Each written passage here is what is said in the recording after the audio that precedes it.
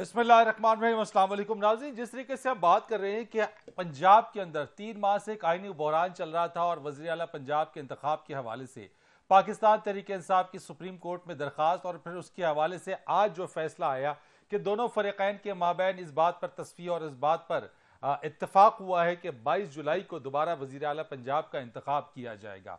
पंजाब के अंदर एक तरीके से एक आईनी बहरान चल रहा था और बहुत सारे मामलात के ऊपर उसको तवालत दी जा रही थी। इसका और किसी को नहीं, लेकिन पंजाब जो एक बड़ा सूबा है, वहां के रहने वाले और वहां के आवाम को इसका खमियाजा भुगतना पड़ रहा था। सवाल यह पैदा होता है कि जो काम पार्लियामेंटेरियंस का करने का है, जो काम पार्लियामेंट का करने का है, वो काम अदलिया तक क्यों पहुंचाया जा रहा है? अदलिया के दरवाजे पर दस्तक क्यों दी जा रही है? दूसरी बात यह कि उससे पहले 17 जुलाई को ज़िमनी इंतखाब होगा। जो 20 मुनर्रिफ अरकान जो डी सीट हुए, उनके ज़िमनी इंतखाब के हवाले से शेड्यूल आ चुका है, उस पर इंतखाबात होंगे। क्या पाकिस्तान तहरीक इंसाफ ज़िमनी इंतखाब के नताइज को कबूल करेगी? क्या एक बार फिर पाकिस्तान तहरीक इंसाफ की तरफ से धांधली का शोर तो नहीं मचाया जाएगा अगर नताइज उनके बरखिलाफ आते हैं? और फिर एक और चीज़ कि 22 जुलाई को जिस इंतखाब की बात की जा रही है, वो इंतखाब स्मूथ तरीके से होते हुए क्या इस आईनी बहरान के खात्मे की तरफ एक पहला कदम होगा या आईनी बहरान मुकम्मल तौर पर खत्म हो जाएगा? ये वो सवालात हैं जो कि इस वक्त जहनों में उठ रहे हैं और उठाए जा रहे हैं। इन सारी चीज़ों के ऊपर बात करेंगे। मेरे साथ बात करने के लिए आज प्रोग्राम में मौजूद हैं पिल्डाइट के सरबरा अहमद बिलाल महबूब साहब। बहुत शुक्रिया सर आपका प्रोग्राम में तशरीफ लाने के लिए। सीनियर सहाफ़ी तजियाकार मुर्तज़ा असलंगी साहब हमारे साथ मौजूद होंगे और सीनियर सहाफ़ी तजियाकार नासिर बेग चुगताई साहब हमारे साथ होंगे। आप तीनों मेहमानों का बहुत बहुत शुक्रिया।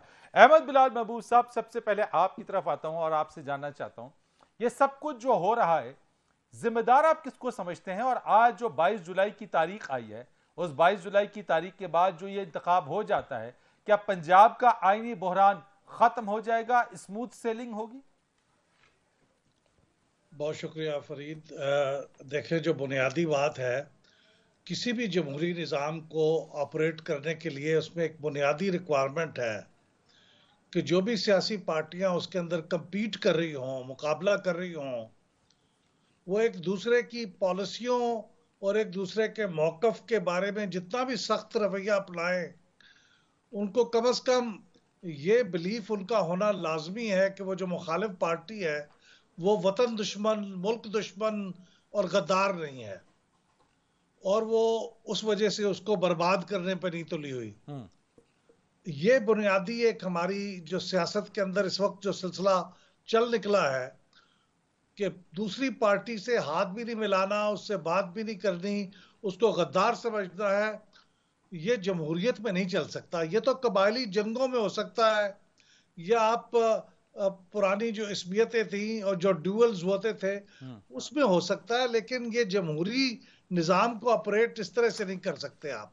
तो ये जो कुछ आप पूछा कि ये क्यों हो रहा है और ये हम इस हद तक क्यों पहुंचे हैं कि अब आप अपने मामलात सियासी तौर पे हल करने की बजाय और असेंबली में हल करने की बजाय अदालतों में जाते हैं और अदालतों में फिर वो मसालेहत कराने की कोशिश करते हैं, तो उसकी बुनियादी वजह ये है। यही मेरा सवाल है, मैं दोबारा से कर देता हूं कि ये जो काम पार्लियामेंटेरियंस के करने का है, पार्लियामेंट के करने का है, असेंबलियों के करने का है, अगर अदलिया करेगी तो इससे पार्लियामेंटेरियंस का किरदार कहां तक रहेगा और पार्लियामेंट की जो वक़्त और इंपॉर्टेंस है वो किस हद तक बरकरार रहेगी?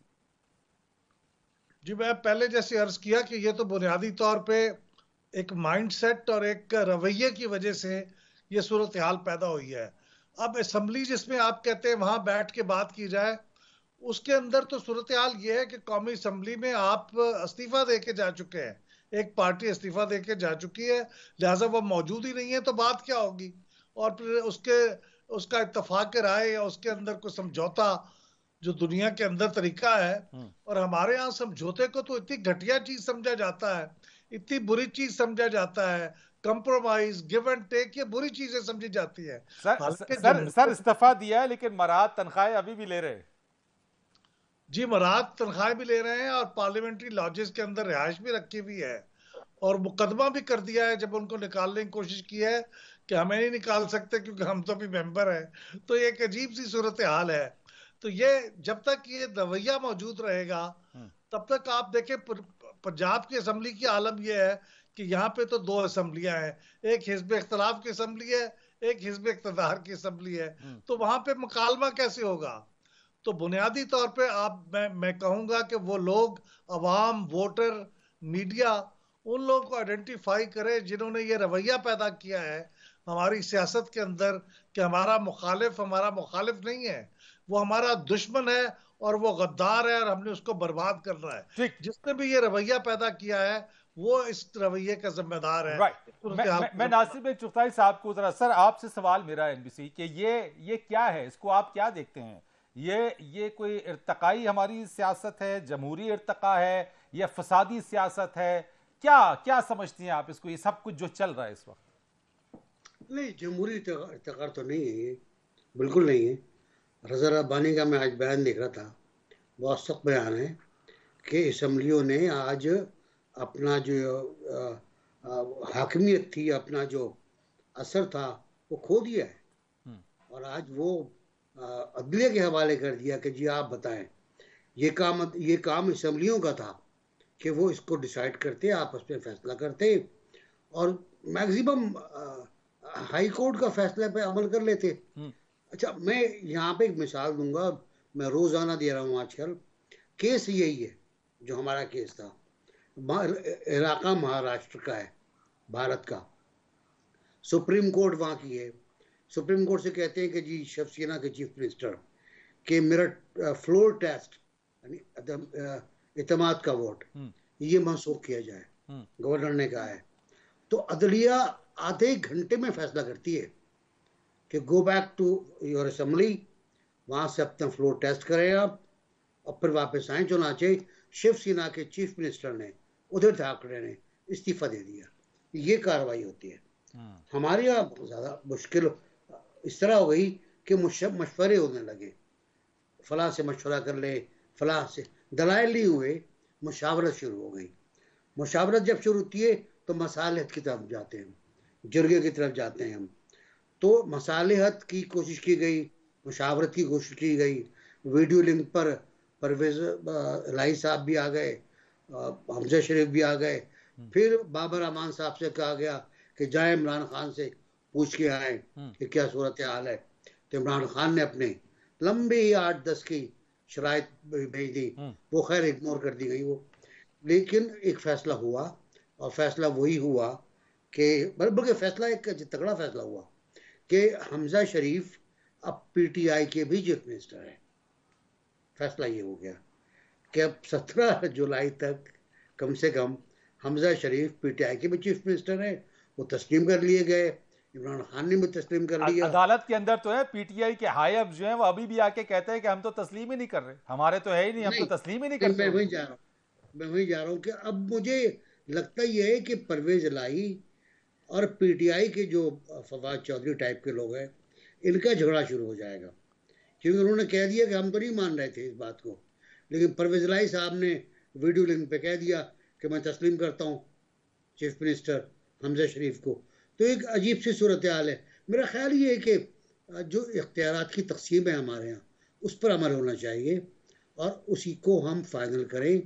और असम्बली कोई अगर असम्बली का मसला है तो असम्बली को करें। हम पहले तो कहते हैं कि हम असम्बली के मामले में मुदाखलत नहीं कर सकते, फिर हम कहते हैं मुदाखलत क्या, हम मुशावरत भी कर सकते हैं हम बाहर से। तो बाहर ये कहते हैं ना, आउट ऑफ द कोर्ट ये बातचीत हुई और फिर चीफ जस्टिस साहब ने फैसला दिया। उसके बाद जस्टिस मंदुखेल ने जुमला कहा है, वहाँ बात खत्म करूँगा मैं, कि सियासतदान अपने मसाइल खुद हल करें, सियासतदान अपने मसाइल खुद हल करें या फिर हमारे पास आ जाएं। ये तो बड़ा इंपॉर्टेंट पॉइंट है और यही वो चीज़ है मुर्तज़ा सोलंकी साहब। ये अपने मसाइल सियासतदान हल कर सकते हैं, लेकिन चूंकि यही वो बुनियादी नुक्ता है कि ये सारे मामलात को लेके अदालत के दरवाजे पर खड़े हो जाते हैं, उस पर दस्तक देना शुरू कर देते हैं। आप समझते हैं इन सारी चीज़ों के अंदर आइन और कानून कहाँ गया? क्योंकि अदलिया ने तो आज कह दिया कि 3 माह का मामला जो था हमने 3 सेशंस में इसको जो है वो रैप अप कर दिया। आपका क्या इसके ऊपर तज्जिया सर कि ये हम किस डगर की तरफ चल निकले हैं? पार्लियामेंट के बजाय, पार्लियामेंटेरियंस आपस में खुद बैठने के बजाय, बात करने के बजाय, क्या बात के ऊपर अब जो है वो सिर्फ अदालत का दरवाजा खटखटाया जाएगा, उन्हीं से रहनुमाई ली जाएगी, वहां के फैसलों पर अमल दरामद किया जाएगा? देखें, हमारे जो सियासतदान हैं वो इस तरह के पार्लिमानी मसाइल लेकर बार बार अदालतों में जो जाते हैं, उसकी बुनियादी वजह ये है कि ज्यादातर हमारे जो सियासतदान हैं उनको एतमाद नहीं है, भरोसा नहीं है कि हमारे मुल्क के अंदर जो निज़ाम है उसके वो फेयर है, वो मुनसिफाना है, और उसके नतीजे में हम अगर अवाम हमारे साथ होंगे तो लाजमन इक़्तिदार हमारा होगा। उन्हें जो हमारी सियासी तारीख है उसने ये सिखाया है कि सिर्फ अवाम की ताकत के ज़रिए आप इक़्तिदार में नहीं आते, बल्कि इसके अलावा जो गैर आइनी जो तरीके हैं, और मैं उनकी वजाहत नहीं करना चाहता, वो तारीख जो है वो उसकी गवाह है, उसके जरिए भी आप इक़्तिदार में आ सकते हैं और इक़्तिदार से महरूम हो सकते हैं। इसलिए जो सियासत है वो अब कोई कानून वाली खेल नहीं है, बल्कि वो एक ऐसा खेल है जिसमें बॉक्सिंग भी है तो क्रिकेट भी है, हॉकी भी है, सारे खेल उसके अंदर आ गए हैं। तो इस वजह से ये लोग अदालतों में जाते हैं। लेकिन तो सर इसका जिम्मेदार आप किसको समझते हैं असलंगी साहब? मुझे जरा बता दीजिएगा कि आज इस सारी सूरत हाल का आप और खास तौर पे पंजाब का जो ये बुहरान है उसका जिम्मेदार आप किसको समझते हैं? देखें, जो बुहरान के जिम्मेदार तो हमारे हुक्मरान तबकात हैं और उन्होंने ही मुल्क को इस हाल में पहुंचाया है। इसी वजह से हमारी जमहूरियत जो है वो हम 14 अगस्त को 75 साल के हो जाएंगे, उसके बावजूद जो है वो हमारी जमहूरियत कमजोर है। आपकी मुल्क की आधी उम्र जो है वो बराह रास्त मार्शल लॉ के अंदर गुजरी है, और जो बाकी जो अरसा है वो एक कमजोर जमहूरियत है जिसके अंदर मुतअद्दिद बार मुदाखलत हुई है। लेकिन इस वक्त जो सूरत हाल है, आप उस पर अगर जाएंगे तो आपको पता है कि ये पंजाब का बहरान क्यों पैदा हुआ है। पंजाब का बहरान इसलिए पैदा हुआ है, इसलिए नहीं पैदा हुआ कि कोई नून लीग ने कोई नो कॉन्फिडेंस करके चीफ मिनिस्टर बने, वो इसलिए कि खुद इमरान खान ने अपने वसीम अकरम प्लस से 28 मार्च को इस्तीफा लिया, फिर उनके अपने गवर्नर ने 1 अप्रैल को उस इस्तीफा को मंजूर किया। उसके बाद आपने देखा कि किस तरीके से परवेज इलाही जो कि अपोजिशन के चीफ मिनिस्टर बनने थे, वो इमरान खान के चीफ मिनिस्टर बनना चाह रहे थे, और उसके बाद फिर पंजाब असेंबली के अंदर जो धींगा मस्ती हुई वो आपके इल्म में है कि किस तरीके से 16 अप्रैल को किस तरीके से हमजा शहबाज जो है वो मुंतखब हुए और किस तरीके से डिप्टी स्पीकर के साथ हुआ। लेकिन उसके बाद 2 हफ्ते तक वो हल्फ नहीं ले सके, और जो मौजूदा जो बहरान है वो पैदा हुआ सुप्रीम कोर्ट के फैसले के नतीजे में। 17 मई का जो 63A का जो फैसला था, जिसमें उन्होंने कहा कि जी जो लोग फ्लोर क्रॉस करेंगे उनके वोट ही काउंट नहीं होंगे, जिस पर इन्होंने बगले बजाई कि जी अब इनके वोट कम हो गए, तो वो भागे भागे लाहौर हाई कोर्ट गए कि जी इनके वोट कम हो गए तो इनका इलेक्शन करा लें। तो अब जब फैसला आया उनके हक में और उनके नंबर पूरे नहीं थे, तो फिर भागे भागे सुप्रीम कोर्ट गए कि नहीं हमें जरा टाइम दे दे ताकि हम अपने नंबर पूरे कर लें। तो ये है वो बहरान। लेकिन मेरा ख्याल है कि अच्छा ही हुआ, कानूनी तौर पर गालिबन 22 जुलाई को ये बहरान एक हद तक हल हो जाएगा, लेकिन सियासी बहरान हल नहीं होगा, क्योंकि पीटीआई किसी तौर पे भी इस निजाम को चलने नहीं देगी। चाहे चौधरी परवेज इलाही मान भी जाए, लेकिन पीटीआई नहीं मानेगी, और उनके खिलाफ आज आपको नजर आ गए सुप्रीम कोर्ट के। राइट, यानी आप कहते हैं कि सियासी बहरान जो है वो नहीं टलेगा। यही वो सवाल है जो कि मैं ब्रेक के बाद लेकर आऊंगा। अहमद बिलाल महबूब साहब, आपके सामने इसी सवाल को रखूंगा, लेकिन एक मुश्किल ब्रेक के बाद। प्रोग्राम में खुशामदीद कहते हैं अहमद बिलाल महबूब साहब। सोलंकी साहब ने जो बात की, आप इस पर क्या समझते हैं? आईनी और सियासी बहरान के हवाले से आपका क्या ख्याल है? क्या ये बहरान टल गया है या ये आगे मजीद जारी और सारी रहेगा? नहीं, वो जब तक वो सोच मौजूद रहेगी ये बहरान तो नहीं टलेगा। लेकिन मैं आपकी तवज्जो दिलाना चाहता हूं, देखिए ये बहरान बना कैसे था। ये बहरान पैदा उस वक्त हुआ था जब 2018 के जनरल इलेक्शन हुए थे, और उसके अंदर पीएमएलएन की जो जनरल सीट्स थी वो 130 थी, और तहरीक इंसाफ की जो जनरल सीट्स थी वो 122 थी। 8 सीटों का फर्क था। तो उस अरसे में जो मसनूई तौर पे फिर कोशिश करके और जिन लोगों ने फिर उसमें रोल प्ले किया था वो भी अब वाजे हो चुका है। इस मेजॉरिटी को माइनॉरिटी में और माइनॉरिटी को मेजॉरिटी में बदल दिया गया। वो आज़ाद उम्मीदवारों को जिस तरह से शामिल किया गया, वो आज़ाद उम्मीदवार फिर बाद में शिफ्ट कर गए और वो डिफेक्ट कर गए।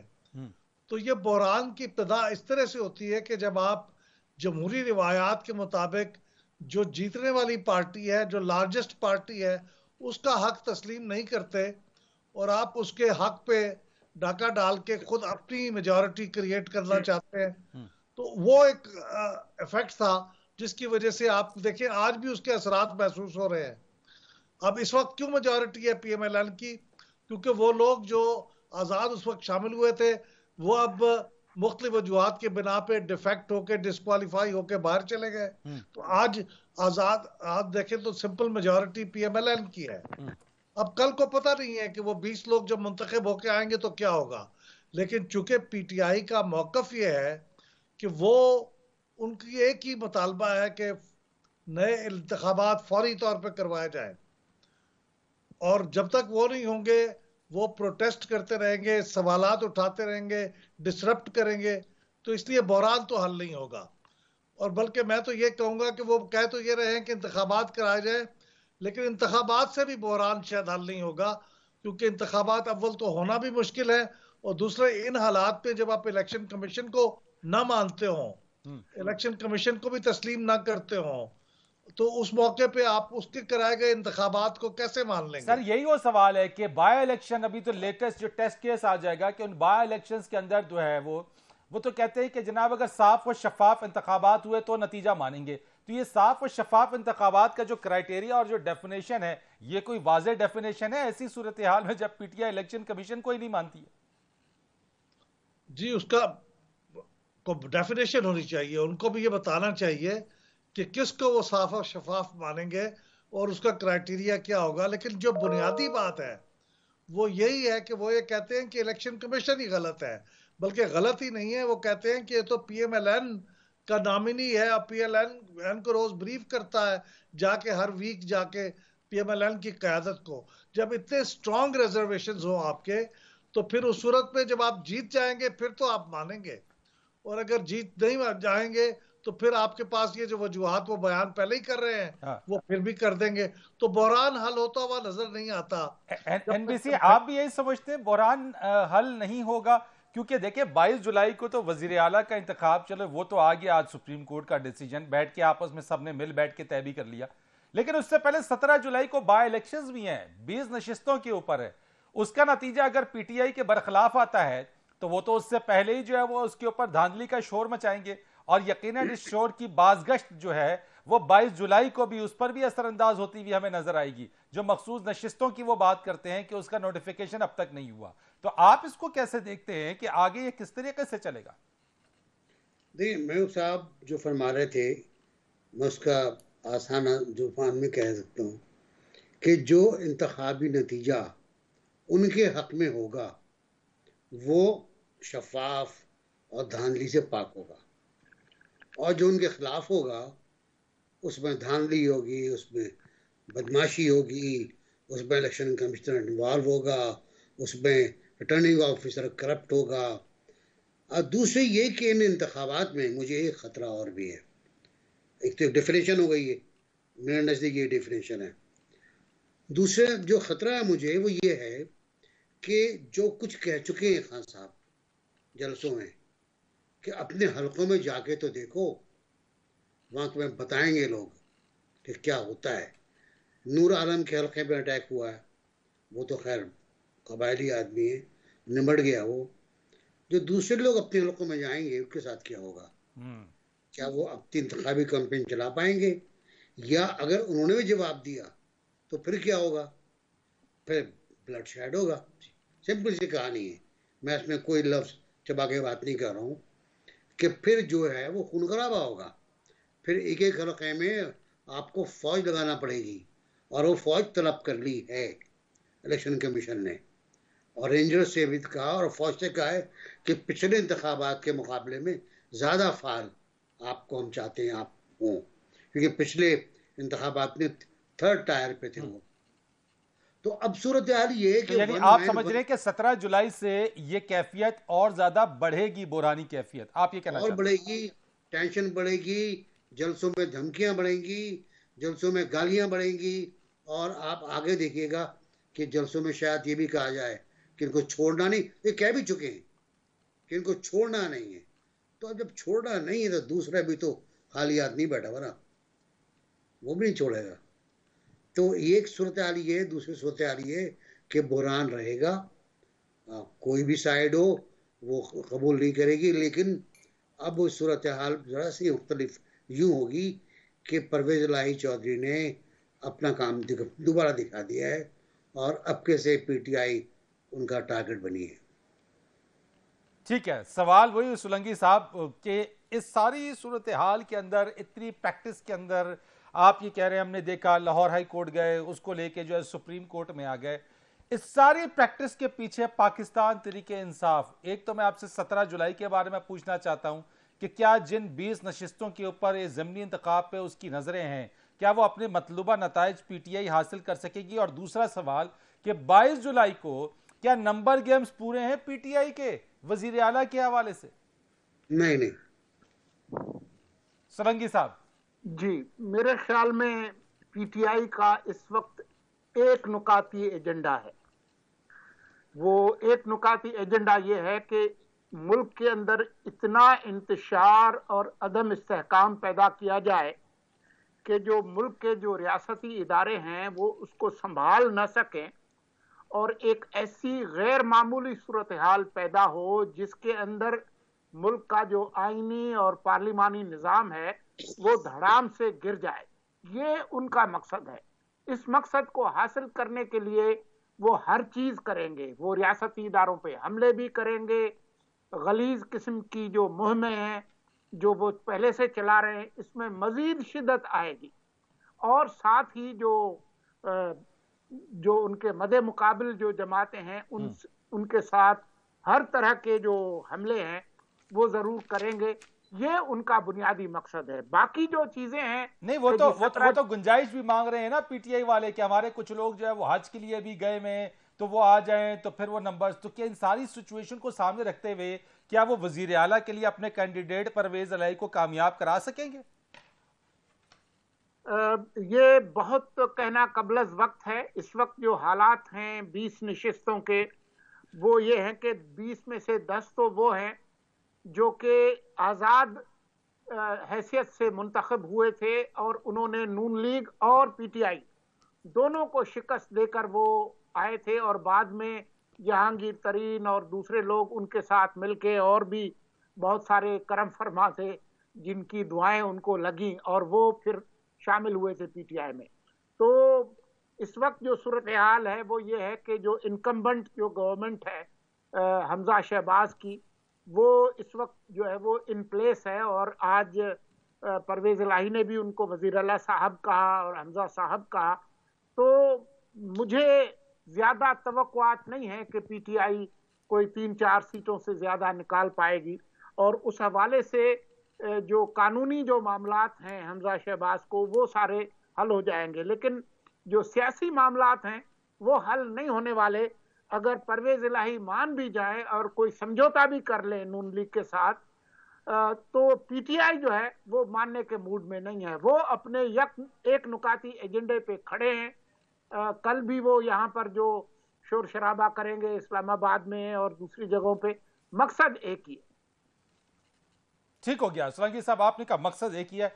एक ब्रेक लेनी है, लेकिन इससे पहले कि ब्रेक लूं, अहमद बिलाल महमूद साहब आपका शुक्रिया अदा करूंगा, लेकिन जाने से पहले एक सवाल कि पार्लिमानी रिवायात, पार्लिमानी इक़दार और इन तमाम जो अब तक आपके सामने रही हैं, उसको आप किस तरह से देख रहे हैं? कि चूंकि ये बात तो तय हो गई कि सियासी तौर के ऊपर भी, आईनी तौर के ऊपर भी आप समझते हैं, आप सबका ये ख्याल है कि सियासी तौर पे जो ये बहरान है ये मजीद हमें बढ़ता हुआ नजर आता है, तो आगे चल के 22 जुलाई की बाद की सूरत हाल को आप किस तरह से देखते हैं कि किसी तरीके से पार्लिमान की जो रिवायात हैं या पार्लिमान की जो कार्रवाई है, या फिर पंजाब जिसको एक बड़ा सूबा कहा जाता है, 3 माह से जहां के अवाम अभी भी सफर कर रहे हैं, अभी भी इस बारे में जो है ये डिसीजन नहीं हो पा रहा है, या अभी तक ये तय नहीं है कि जनाब कोई अगर फैसला लेगा तो उसका फैसला रिवर्ट बैक ना कर जाए। 22 के बाद आपको ऐसा होता हुआ नजर आता है, और किस तरीके से होता हुआ नजर आता है, जरा इस पर कमेंट कर दीजिएगा। देखिए, एक तो इस बात का इंतजार होगा इस पे कि जो इलेक्शन होने जा रहे हैं 17 जुलाई को 20 नशिस्तों के ऊपर, उसका नतीजा क्या होता है। अगर उसके नतीजे में एक बड़ी तादाद पीएमएलएन जीतने में कामयाब हो जाती है, जिसकी बुनियाद पे वो अपनी एक हुकूमत बना सके, जिसको बहुत कंफर्टेबल नहीं तो थोड़ी सी कंफर्टेबल मेजॉरिटी हासिल हो पंजाब हुकूमत में, तो फिर शायद ये बहरान का जो फौरी तौर पे शाखसाना है या उसका मैनिफेस्टेशन है, वो शायद कुछ स्टेबल हो जाएगा, वो रुक जाएगा। लेकिन जो असेंबली के बाहर के जो मामलात हैं वो वैसे ही चलते रहेंगे, या हो सकता है वो ज्यादा शिद्दत पकड़ ले, क्योंकि पीएमएलएन की कामयाबी का मतलब ये होगा कि वो तो पीटीआई के लिए और ज्यादा प्रोवोकेशन का बायस होगा।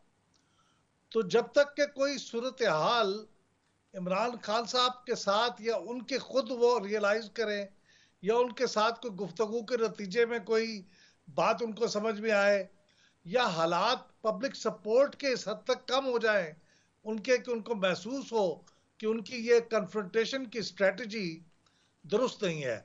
मैं आपको तवज्जो दिलाना चाहता हूं, अभी गैलप ने जो सर्वे किया है उसके अंदर लोगों ने इस बात को तो माना है कि इमरान खान साहब को सही नहीं हटाया गया मेजॉरिटी ने, और उसने ये भी माना है, मेजॉरिटी का ख्याल ये है कि ये बैरूनी साजिश का जो बयानिया है वो दुरुस्त है। लेकिन एक बड़ी मेजॉरिटी ने ये कहा है कि इस मामले को मुज़ाकरात के जरिए से हल करें, यानी उसने पीटीआई की कन्फ्रंटेशन की पॉलिसी को सपोर्ट नहीं किया। और अगर ये पब्लिक में ये आपको नजर आता है सेंटिमेंट, तो फिर शायद इमरान खान साहब को भी अपनी पॉलिसी पे नजरसानी करनी पड़ेगी। ठीक है, बहुत शुक्रिया आपका अहमद बिलाल महमूद साहब। ब्रेक लेंगे और ब्रेक के बाद नासिर बेग चुगताई साहब हमारे साथ रहेंगे, मुर्तज़ा असलंगी साहब रहेंगे, उनसे मजीद बात को आगे बढ़ाएंगे, लेकिन एक ब्रेक के बाद। एक बार फिर आपको खुश आमदीद कहते हैं। एनबीसी जो बात इस वक्त अहमद बिलाल महमूद साहब ने की वो भी आपने देखी। मैं चाहूँगा ज़रा इस चीज़ को मजीद आगे बढ़ाइएगा कि अब ऐसी सूरत हाल के अंदर आपने कहा सियासी बहरान बढ़ेगा, आज का मामला तय भी हो गया, लेकिन चूंकि अब से कुछ देर पहले हमने शाह महमूद कुरैशी साहब से भी बात की और उनका ये मानना था कि ये सारा का सारा पैच वर्क है और पैच वर्क से काम नहीं चलेगा। पैच वर्क से ज़्यादा वो चाहते हैं कि असेंबलीज डिसॉल्व हो, फ्रेश इलेक्शंस हो और उसके बाद ही कुछ हो। तो आप समझते हैं कि मसले का वाहिद हल जो है वो नए इंतखाबात है? गो कि ये जो बात की जा रही है इस वक्त, इमरान खान साहब ये समझते हैं कि वो इस वक्त अपनी मकबूलियत के बिल्कुल बुलंद तरीन सतह के ऊपर हैं और जल्द अज जल्द इंतखाबात ही उनको कामयाबी दिला सकती है। 25 मई के बाद उनकी मकबूलियत कम हुई है, ज़्यादा भी है, ऊपर है, लेकिन 25 मई के बाद कम हुई है, पहली बात तो ये। दूसरी बात ये, शाह महमूद कुरैशी साहब ने जो परसों कहा वो नहीं सुना आपने कि मुझे मेरी पार्टी ने हरा दिया जी, मुझे मेरी पार्टी ने हरा दिया साजिश करके। तो वो तो उनके दिल के अंदर है।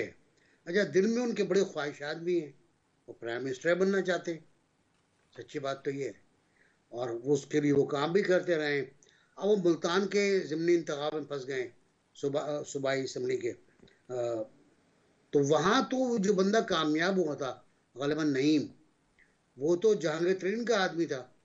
अब उसको जहांगीर तरीन के भी और मुस्लिम लीग की भी हिमायत हासिल है, तो हादसा हो गया।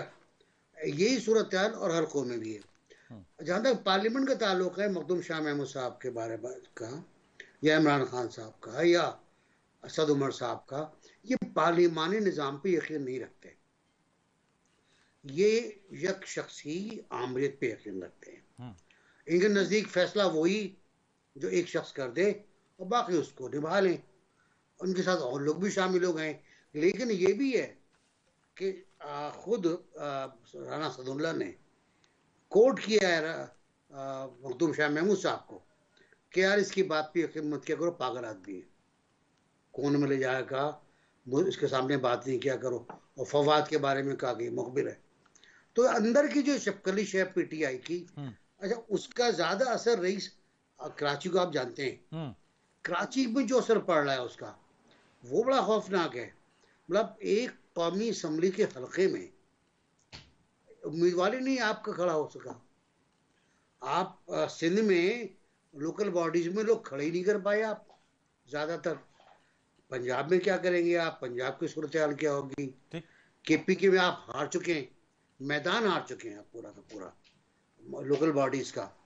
तो बात ये नहीं है कि पार्लियामेंट्री जमहूरियत या जमहूरी इक़्तिदार, ये कोई चीज़ नहीं है इन लोगों के नज़दीक। इन लोगों के नज़दीक इक़्तिदार, और इक़्तिदार भी एक शख्स का, वो ज़रूरी है। और मैं समझता ही हूँ कि आने वाला वक्त, कहते तो हैं ये कि हम 2/3 मेजॉरिटी से आएंगे, लेकिन अब तो मेरा ख्याल है वो जो वाली मेजॉरिटी थी ना, जो सिंपल भी नहीं थी, शायद वो भी ना मिल पाए। मुर्तज़ा असलंगी साहब, आपको क्या लगता है सर, ये जो बात करते हैं, एक नुक्ता इसके अंदर है सर कि कहा जाता है कि अभी भी ये सारे डिस्कशन के अंदर सारी जो कोर्ट के अंदर जो चीज़ें चली कि जनाब जो मुनर्रिफ अरकान हैं उनके जनाब उनको निकाल के उनके जो है वो वोट काउंट किए जाए। तो एक नुक्ता ये भी तो उठता है कि अगर ये जो अरकान जिन्होंने इनराफ किया, जिन्होंने पीटीआई पे वो आए, उसके बाद उन्होंने वोट किसी और को दिया, जिसके बाद वो डी-सीट हो गए, तो अगर इनके वोट निकाल के ही मामला बनता है तो फिर उनके डी-सीट होने का मामला भी फिर नहीं हो सकता, और अगर वो नहीं हो सकता तो ये जो ज़मीनी इंतखाब वाला मामला है फिर वो भी नहीं हो सकता। तो ये इस चीज़ के ऊपर ज़रा रोशनी डालिएगा कि ये नुक्ता क्या है कि अगर उनका इनराफ तो बनता ही, वो डी-सीट ही इसीलिए हुई क्योंकि उन्होंने वोट डाला, लेकिन अगर उसको एक्सक्लूड कर दिया जाए तो 17 जुलाई की जो प्रैक्टिस हो रही है वो सारी अब तक की वो कितनी एक्सेप्टेबल रह जाती है? देखें, ये सारा मामला पैदा हुआ जो 17 मई का जो फैसला था सुप्रीम कोर्ट का, आर्टिकल 63A, उसकी वजह से हुआ। वरना तो आइन के अंदर फ्लोर क्रॉसिंग का भी लिखा हुआ है, 63A के अंदर ये भी लिखा हुआ है कि जब आप फ्लोर क्रॉस करेंगे और आपकी पार्टी एक ड्यू प्रोसेस के जरिए आप इलेक्शन कमीशन में जाएंगे तो इलेक्शन कमीशन आपको डी-सीट कर देगा, जो कि हुआ। इसी इलेक्शन कमीशन ने, जिस पे इतनी लानतान ये करते हैं, जब पीटीआई गई तो उन्होंने उन 20 के 20 अरकान को डी-सीट कर दिया। लेकिन इस वक्त जो मामला जिस तरह मौजूद है वो तो ये है कि इससे पहले भी जो एनबीसी भी जो आपको बता रहे थे, शाह महमूद कुरैशी का आपने रेफरेंस दिया, तो शाह महमूद कुरैशी कहते कुछ हैं, लेकिन जो पिछले 2-3 दिन जो पहले उन्होंने बात की है, वो उस पार्टी के अंदर बहुत सारे झगड़े फसाद हैं, उसकी वजह से। और उन्होंने वो जो इल्जाम लगाया कि जी पीटीआई ने मुझे हरवाया, वो पीटीआई तो एक इस्तारा है। असल में उन्होंने इमरान खान का ही नाम लिया कि उन्होंने मुझे हरवाया, क्योंकि बाद में उन्होंने वजाहतें करने की कोशिश की पीटीआई ने भी कि नहीं, वो उनका इशारा जहांगीर तरीन की तरफ था और अलीम खान की तरफ था। तो बात यह है कि अलीम खान को भी नैब के अंदर करवाया इमरान खान ने, क्योंकि उनको एक कमजोर तरीन बंदा चाहिए था लाहौर में भी और पेशावर में भी। वो वजीर आजम भी खुद रहना चाहते हैं, वो वजीर आला भी खुद रहना चाहते हैं, वो आर्मी चीफ भी खुद होना चाहते हैं, वो सुप्रीम कोर्ट के चीफ जस्टिस भी वो खुद ही बनना चाहते हैं। वो आपको चौपाई साहब ने सही बताया कि वो जमहूरियत पार्लिमानी निज़ाम में यकीन नहीं रखते, लेकिन शाह महमूद कुरैशी का और इस तरह के बहुत सारे जो इलेक्टेबल्स हैं, उनका जो पीटीआई के अंदर रहना जो है वो गुजरते दिन के साथ मुश्किल होता जाएगा। चले, ये तो बात आपकी दुरुस्त है, लेकिन क्या आप समझते हैं कि इस सारी सूरत हाल में, क्योंकि कल वो एहतजाज की उन्होंने कॉल भी दे रखी है इमरान खान साहब ने, ऐसी सूरत हाल के अंदर उनकी ये एहतजाज और एहतजाजी तहरीक जो है वो किस सब में आगे बढ़ेगी और वो किस तरीके से, क्या आप समझते हैं कि अभी भी जो वोटर्स हैं, जो उनके सपोर्टर्स हैं, इस तरह की एहतजाजी तहरीक की कॉल देकर वो उनको मोबिलाइज कब तक रख सकते हैं? सोलंकी साहब, मैं आपसे इसका जवाब चाहूंगा और एनबीसी से भी इसी का जवाब लूंगा। 25 मई की जो नाकामी थी और जो उनको बड़े पैमाने पे एम्बैरेसमेंट हुई, उसके बाद अब ये सारे एहतजाज, जैसे वो सिगरेट मालब्रो और मालब्रो लाइट होता है ना, तो इस तरीके से ये एहतजाज लाइट है कल से। अच्छा, क्योंकि सुप्रीम कोर्ट ने दरवाजे बंद कर दिए हैं किसी पुरतशद्दुद एहतजाज की इजाजत देने से। ये गए थे वहां पर, लेकिन आपको पता है कि फिर क्या हुआ। तो इस वजह से अब ये कोशिश तो करेंगे, लेकिन जो अवाम है, जो महंगाई से मारे हुए हैं, जो अफरात-ए-ज़र से मारे हुए हैं, जो आईएमएफ के बजट से मारे हुए हैं, वो तमाम तर मुश्किलात के बावजूद इमरान खान के लिए वो बाहर निकल कर अपनी जान कुर्बान करने के लिए तैयार नहीं है। और खास तौर पर जो उनका जो क्राउड है, जिनको जलसे के बाद मैकडॉनल्ड जाना है और आइस लाटे लेनी है, वो इस काम के लिए तैयार नहीं। एनबीसी, आप क्या समझते हैं इस सारी एहतजाज के साथ साथ इस सारी प्रैक्टिस और उसके साथ ये जो एहतजाज और जो सुलगी साहब ने कहा कि चले वो लाइट हो गया, तो खान साहब तो बड़े अग्रेसिव मूड में नजर आ रहे थे हमें कि वो लाखों आदमी को इस्लामाबाद में जमा कर लेंगे, वो लाखों आदमी को जमा करने के बाद जो है वो अपनी मर्जी से वो फैसला ले लेंगे कि ये जो लोग हैं, अवाम है, वो उनके साथ हैं। तो आप समझते हैं कि गुजरते वक्त के साथ साथ इमरान खान साहब की ये जो एहतजाजी तहरीक है या जो एहतजाज जिसकी वो वक्तन फवक्तन कॉल देते हैं, ये सिंबॉलिक रह जाएगी सिर्फ? वो जो 126 दिन वाला धरना था ना रईस, वो जब शुरू हुआ था तो ऐलान हुआ था कि 1 लाख बाइक राइडर्स जुलूस के आगे होंगे। उसके बाद आप अंदाजा लगा ले जुलूस कितना बड़ा होगा, कितनी गाड़ियां होंगी, कितने ट्रक होंगे, लाखों लाखों का आदमी होगा। लेकिन वो भी नहीं हो पाया था। और एक वक्त वो आया था कि हमने कैमरे, बेईमानी की थी हमने, सच्ची बात ये है, हमने कैमरे टुवर्ड स्टेज कर दिए थे क्राउड के बजाय, तो क्राउड होता ही नहीं था। अब जो सूरत हाल है वो ये है कि 25 मई के बाद जो बताया अभी सोलंकी साहब ने, हालत बहुत बदल गए हैं। देखें, एक तो वो महंगाई जो इमरान खान ने हम पे लाद दी थी, फिर आईएमएफ वाला पूरा फड्डा, ये पूरा एपिसोड जो हुआ आईएमएफ का, आईएमएफ से मुआहदा किया और फिर तोड़ दिया, खिलाफ वर्जी की। मैं आपको यकीन दिला रहा हूं कि आईएमएफ हमसे मुआहदा करने के मूड में नहीं था इस हुकूमत से, कि क्योंकि हमने वादा शिकनी की थी, हमने पेट्रोल पे लेवी नहीं बढ़ाई थी, बल्कि पेट्रोल प्राइस कम कर दी थी हमने अपने मुल्क को तबाह करने के तमाम जतन कर लिए थे। तो वो ये कह रहे थे कि हम आपसे बात ही नहीं कर रहे भाई एनबीसी, लेकिन वो तो ये कहते हैं कि चले बात निकली है तो मैं आपसे पूछ लेता हूं। वो तो कहते हैं हमारे पास चूंकि इतना रेवेन्यू इकट्ठा हो गया था कि उस रेवेन्यू की वजह से और उस रेवेन्यू में से हम पेट्रोल पे सब्सिडी दे रहे थे। रेवेन्यू कहाँ था? वो रेवेन्यू किस हेड में रखा हुआ था? एक हेड होता है ना स्टेट बैंक के अंदर या बजट के अंदर, वो रेवेन्यू कहाँ रखा था? वो तलाश करता फिर रहा है मुफ्ता इस्माइल, बावला हो गया है, वो नहीं मिल रहा उसको। शौकत तरीन बता के नहीं दे रहे कहाँ रखा था। और शौकत तरीन जिस तरह की वो पेश कर रहे हैं सफाइयाँ, वो बहुत अफसोसनाक है। बेहतर ये अपना बैंक चलाएं खामोशी के साथ, वरना मसला हो जाएगा उनके लिए। क्योंकि वो ब्रिगेडियर मुजफ्फर रांझा भी दोबारा आ गए हैं हुकूमत के अंदर 2 साल के रिबेट पर, तो बहुत से मसाइल हैं।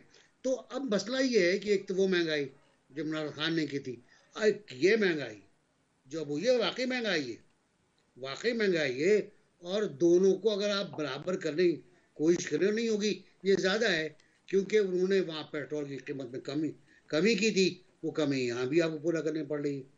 तो लोग वैसे ही मरे हुए, लोग आजिज़ आ चुके, उनके बाइक पे अब उतना पेट्रोल नहीं है, उनकी गाड़ियों में इतना पेट्रोल नहीं है, ट्रैफिक कम हो चुकी है शहरों के अंदर कि वो आपका साथ इस हद तक दें। तो जलसा आप कर लेंगे, इस्लामाबाद के लोग आएंगे, बहुत अच्छा जलसा होगा, बहुत टेम्पो हाई होगा, बहुत अच्छे गाने शाने होंगे, जाहिर सी बात है, जो होता है जो जश्न वगैरह का मतलब, और फिर तकरीर होगी, खिताब होगा, और फिर मैं एक आपको फार्मूला दूंगा, उसका इंतजार करें, मैं आपको एक कॉल दूंगा, उसका इंतजार करें, और हम लाखों लोग लेकर आएंगे इस्लामाबाद, इसके बाद खत्म हो जाएगा।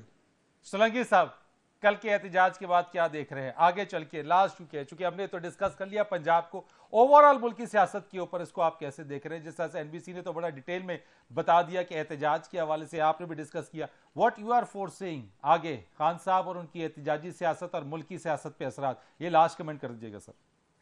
मेरे ख्याल में पीटीआई के अंदर जो जिस सियासत पर चल पड़े हैं इमरान खान, उसमें ये पार्टी कम से कम इलेक्टेबल से महरूम हो जाएगी और एक रंप जो है वो रह जाएगा इस जमात के अंदर। मुझे कोई बहुत ज्यादा शानदार मुस्तकबिल नजर नहीं आता इस जमात का। बहुत शुक्रिया आपका मुर्तज़ा असलंकी साहब, thank you so much. NBC आपका बहुत शुक्रिया।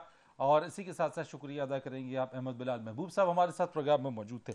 यकीनी तौर के ऊपर एहतजाज भी होगा, पीटीआई की तरफ से एहतजाज किया जाएगा, तनकीद भी होगी, लेकिन साथ ही साथ एक तामीरी सियासत के हवाले से जो किरदार अदा करना चाहिए पाकिस्तान तहरीक इंसाफ को, उसकी भी तवक्को की जाती है। मईशत एक सबसे बड़ा चैलेंज है, उस चैलेंज से निबर्द आजमा होना सबके लिए ज़रूरी है। लेकिन साथ ही साथ आइंदा आने वाले दिनों के अंदर 17 जुलाई को जो पंजाब में ज़िमनी इंतखाबात होने जा रहे हैं, वो एक बहुत बड़ा टेस्ट केस होगा कि अगर उन नताइज को तस्लीम करने के हवाले से बात होती है। पीटीआई इस बारे में दावा करती है कि जल्द अज जल्द इंतखाबात हो जाएं, लेकिन उन जल्द अज जल्द इंतखाबात के नताइज को तस्लीम करने के हवाले से कोई वाज़े फ्रेमवर्क या वाज़े पॉलिसी या वाज़े अपना जो नैरेटिव है वो बताने में अब तक नाकाम रहे कि वो साफ और शफाफ इंतखाब किसको कहते हैं। और फिर 22 जुलाई को जो वज़ीर आला पंजाब का इंतखाब होने के लिए जा रहा है, उसके अंदर भी तमाम तर कोशिशों के बावजूद भी अब तक के जो नंबर्स हैं उसके अंदर भी पाकिस्तान तहरीक इंसाफ को मतलूबा जो नंबर्स हैं वो हासिल नहीं है। अब तक के नंबर्स के मुताबिक भी हमजा शहबाज के पास जो नंबर्स हैं वो ज्यादा है, लेकिन दो टेस्ट केसेस हैं, एक तो 17 जुलाई 2022 ज़मीनी इंतखाब और फिर उसके बाद 22 जुलाई के हवाले से बहुत सारी चीजें पाकिस्तान की सियासत के हवाले से वाज़ेह हो जाएंगी। फरीद रीस को इजाजत दीजिएगा, अल्लाह हाफिज़।